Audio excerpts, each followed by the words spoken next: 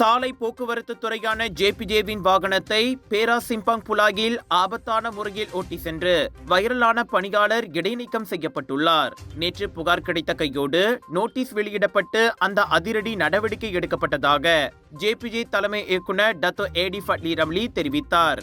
ஓட்டுநரின் அசைகளை தாங்கள் கடுமையாக கருதுவதாக அவர் கூறினார். அவ்வாடவர் ஏற்கனவே இதுபோன்ற தவறுகளை செய்துள்ளாரா என்பதும் கண்டறியப்பட்டு வருகிறது. விசாரணை முடியும் வரை வேறு பணிக்கும் அவர் மாற்றப்பட்டுள்ளார் என ஏடி கூறினார்.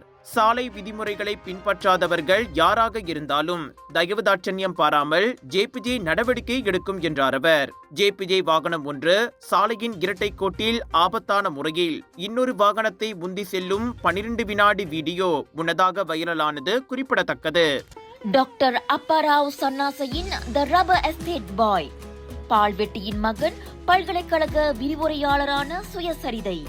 இவரின் மகள் டாக்டர் நிஷாந்தி அப்பாராவ் கைவண்ணத்தில் உருவான டிவினிட்டி இன் டைவர்சிட்டி 108 இந்து தெய்வங்களின் சுருக்க கதை.